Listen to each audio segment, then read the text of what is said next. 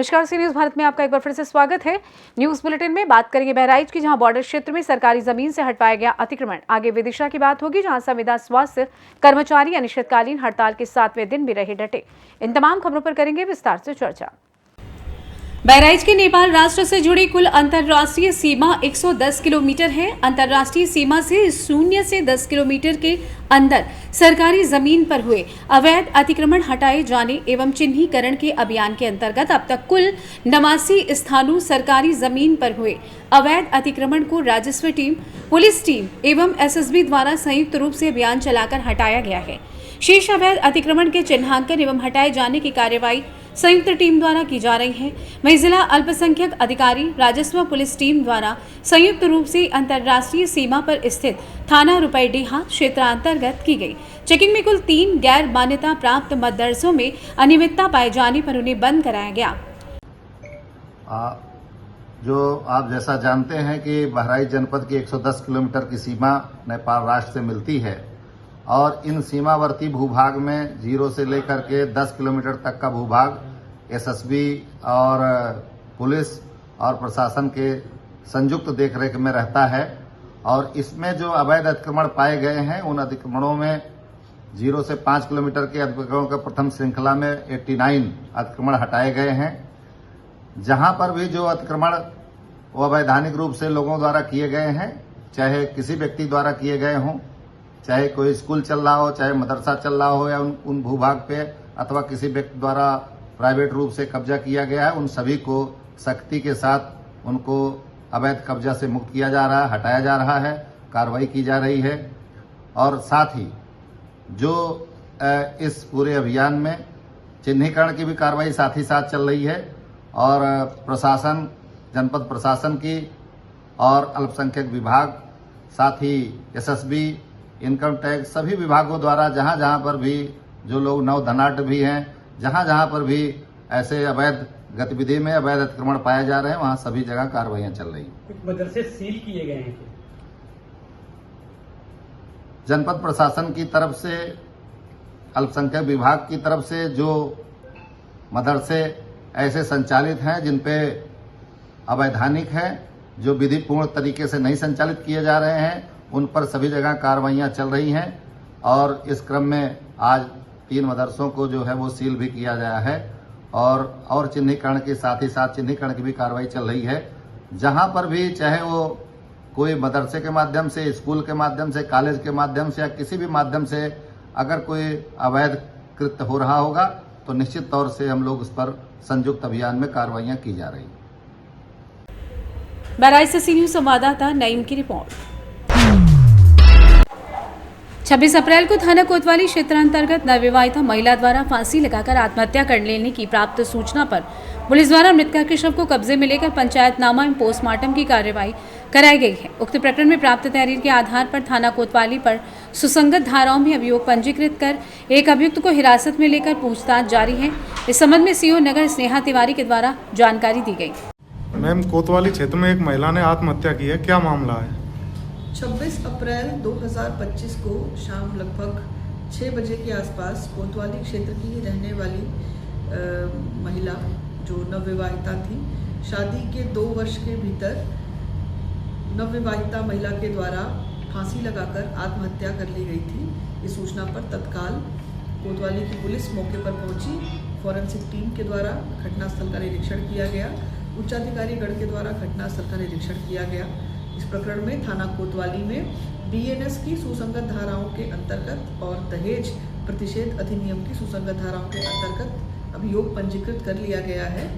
प्रकरण में 3 नामजद व्यक्ति हैं, जिसमें से मृतका के पति को हिरासत में लेकर पूछताछ की जा रही है। शांति व्यवस्था की कोई समस्या नहीं। झांसी से सी न्यूज संवाददाता अंकित खरे की रिपोर्ट।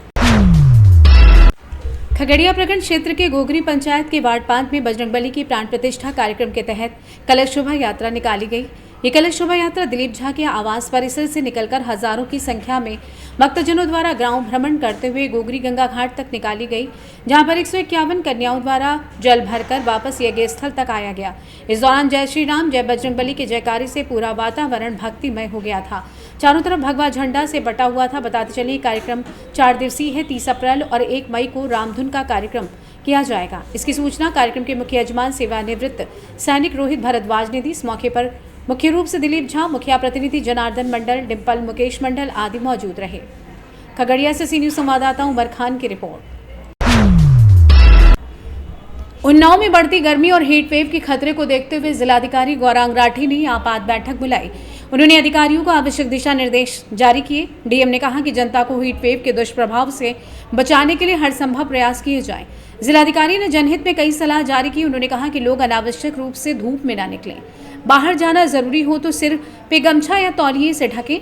धूप का चश्मा, जूते और छाते का प्रयोग करें।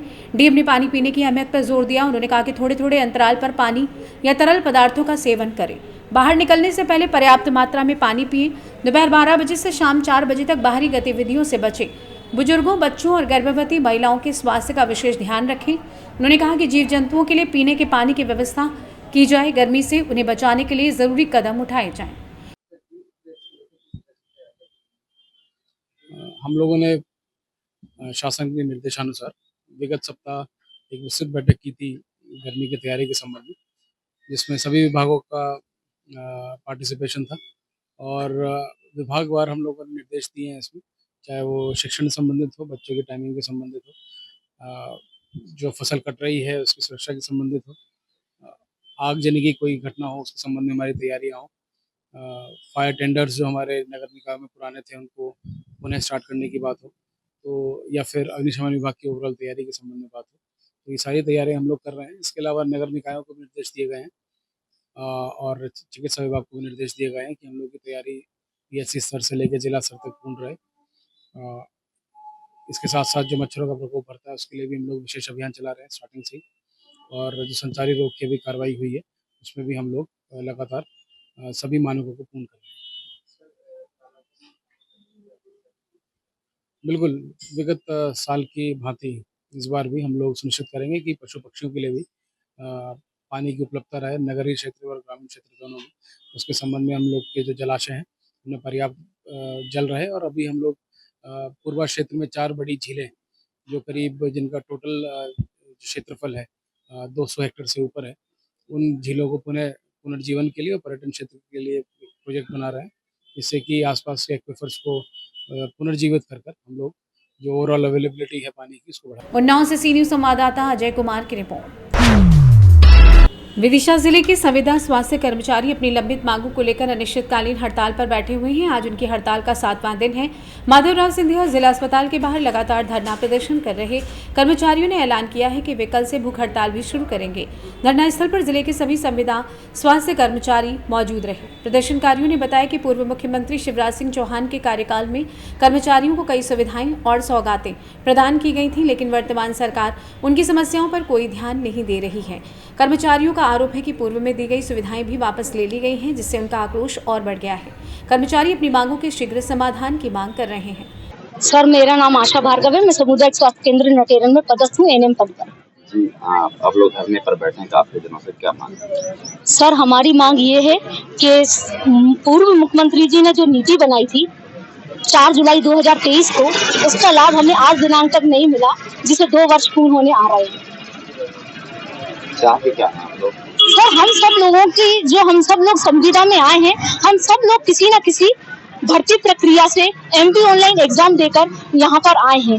हम सब में से कोई भी ऐसा नहीं है जिसने पेपर ना दिया हो या जिसने किसी और थ्रू यहाँ आया हो। हम सभी वेल एजुकेटेड लोग हैं और सालों से यहाँ पर हम अपनी सेवाएं दे रहे हैं।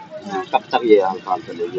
सर, हर बार हमें सरकार आश्वासन देती है, लेकिन जिन लोगों को 15 से 20 वर्ष हो गए हैं, हमारे यहाँ विभिन्न पद हैं, विभिन्न पद पर लोग कार्यरत हैं, लेकिन अब उनकी ऐसी उम्र हो गई है कि वो मध्य प्रदेश की किसी भी भर्ती परीक्षा में अपना फॉर्म नहीं भर सकते हैं। उन सभी के लिए हम यहाँ बैठे हैं कि सरकार हमारे लिए कोई ऐसी पॉलिसी बना दे 5 साल या 3 साल की, जिससे लोगों को वरिष्ठता के अनुसार वे नियमित होते जाए। आज हमारा 7वां दिन है और हमारी अनिश्चितकालीन हड़ताल जो है प्रदेश व्यापी हड़ताल है, ये चल रही कंटिन्यू।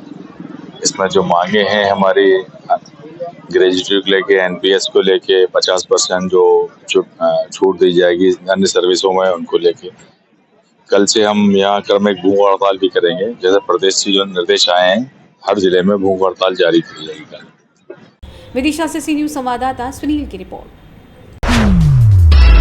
आगरमालवा में भीषण गर्मी के दृष्टिगत पुलिस कर्मियों के स्वास्थ्य व कल्याण को ध्यान में रखते हुए आज जिले में पुलिस वेलफेयर मोबाइल का शुभारंभ किया गया। कलेक्टर राघवेंद्र सिंह व पुलिस अधीक्षक विनोद कुमार सिंह ने संयुक्त रूप से इस पहल का शुभारंभ किया। पुलिस वेलफेयर मोबाइल को हरी झंडी दिखाकर रवाना किया। इस अवसर पर अनुविभागीय पुलिस अधिकारी आगर मोतीलाल कुशवाहा, अनुविभागीय पुलिस अधिकारी सुसनेर देवनारायण यादव व अन्य पुलिस अधिकारी भी मौजूद रहे। इस विशेष मोबाइल वाहन का उद्देश्य ड्यूटी पर तैनात पुलिस कर्मियों को उनके कार्यस्थल पर ही शीतल जल, ORS घोल व नींबू पानी जैसी ताजगी प्रदान करने वाली सामग्रियां उपलब्ध कराना है, ताकि अत्यधिक गर्मी में उनकी कार्य क्षमता बनी रहे और स्वास्थ्य संबंधी समस्याओं से बचाव हो सके। ये मोबाइल यूनिट दिन भर आगर शहर के विभिन्न ड्यूटी स्थलों का भ्रमण कर पुलिस कर्मियों को आवश्यक जलपान सुविधा उपलब्ध कराएगी। इस अवसर पर कलेक्टर राघवेंद्र सिंह व पुलिस अधीक्षक विनोद कुमार सिंह द्वारा यातायात पुलिस कर्मियों को वाटर बॉटल, सनग्लासेस व अन्य आवश्यक सामग्री प्रदान की गई। भी जो ऐसा लोग करेंगे ये कि जहाँ पर ड्यूटी पॉइंट है वहाँ पर उन लोगों को ड्यूटी पॉइंट छू कर न जाना पड़े। और जिस प्रकार से आपने देखा हुआ कि ये पानी की बोतल है, तो उसमें इस वाहन के माध्यम से उनको ठंडा पानी और इसका घोल, और अगर धूप काफ़ी तेज पड़ रही है तो उनके लिए जो है मतलब कई प्रकार की चीज़ें हैं, पसीने पहुँचने के लिए भी इसके अंदर जो है दिया हुआ रुमाल दिया हुआ है। तो ये सारी चीज़ें अभी गर्मी काफ़ी पड़ रही है और लगभग 41 से ऊपर अपना टेम्परेचर जा रहा है जिले में। तो जो भी पुलिसकर्मी ड्यूटी करते हैं, बेसिकली ट्रैफिक का जो ड्यूटी कर रहे हैं, तो काफ़ी धूप में उनको खड़े रहना पड़ता है। इसलिए पुलिस अधीक्षक महोदय के माध्यम से इस प्रकार का एक वाहन रवाना किया गया है, जो उनके लिए रिफ्रेशमेंट्स इत्यादि लेके गर्मी भर उनको सप्लाई करेगा, ताकि उनको स्वास्थ्य संबंधी किसी भी समस्या का सामना न करना पड़े। आगरमालवा से सी न्यूज संवाददाता अर्श अहमद कुरैशी की रिपोर्ट। बुंदेलखंड कुर्मी क्षत्रिय कल्याण समिति के तत्वाधान में विगत वर्ष की भांति इस वर्ष भी 17वां पटेल कन्या सामूहिक विवाह सम्मेलन 30 अप्रैल बुधवार अक्षय तृतीया को टंडन गार्डन, सीपरी बाजार थाने के सामने संपन्न होगा। प्रेस वार्ता में कार्यक्रम के बारे में जानकारी देते हुए बुंदेलखंड कुर्मी कल्याण समिति के केंद्रीय अध्यक्ष शिवशंकर पटेल तथा जिला अध्यक्ष गोटी राम निरंजन तथा समिति के अन्य अधिकारियों ने बताया कि विवाह समारोह में मुख्य अतिथि आशीष पटेल, कैबिनेट मंत्री, अति विशिष्ट अतिथि श्रवण कुमार, कैबिनेट मंत्री, ग्रामीण विकास विहार रमा, RP निरंजन, MLC झांसी, ललितपुर, जालौन आदि की अध्यक्षता एवं विशिष्ट अतिथियों की उपस्थिति में पटेल समाज के 15 जोड़े वैवाहिक जीवन में प्रवेश करेंगे। पटेल कन्या सामूहिक विवाह सम्मेलन में बुंदेलखंड के, उत्तर प्रदेश एवं मध्य प्रदेश के स्वजातीय लोग कल कार्यक्रम में सम्मिलित होंगे। जो सामूहिक शादियां हैं 30 अप्रैल 2025 में इसी टंडन गार्डन में जो सामूहिक शादियां होने जा रही हैं, उसी संबंध में प्रेस वार्ता की गई है। कितने जोड़ों की शादी है? 15 जोड़ों की शादी है। यहीं से जो टंडन गार्डन है सीपरी बाजार में, यही इसी प्लेस से शादियां कर रहे हैं। किस संस्था द्वारा शादी हो रही है? बुंदेलखंड कुर्मी क्षत्रिय कल्याण समिति के द्वारा ये शादियां की जा रही हैं। मुख्य अतिथि कौन है? मुख्य अतिथि माननीय श्री आशीष पटेल, कैबिनेट मंत्री, उत्तर प्रदेश सरकार। कितने जोड़ों का है? 15 जोड़ों का है। जोड़े कहाँ से रहेंगे? जोड़े 4 झांसी से हैं और 1 चित्रकूट से है, 1 ललितपुर से है और बकाया दतिया, अशोकनगर, मध्य प्रदेश से है। कितने वर्ष से ये कार्यक्रम होते जा रहे हैं? ये 2008 से लगातार अनवरत हो रहे हैं।